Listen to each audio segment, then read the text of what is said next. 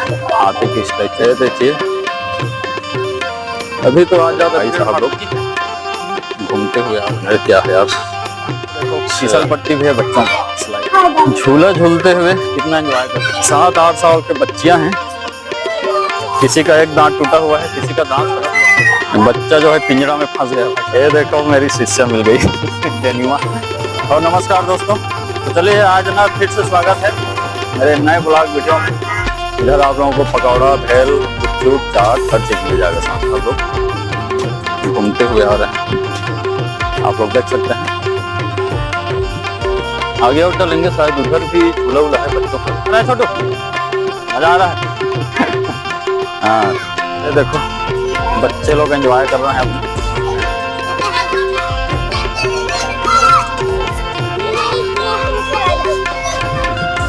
छोटे छोटे बच्चे हैं भाई साहब।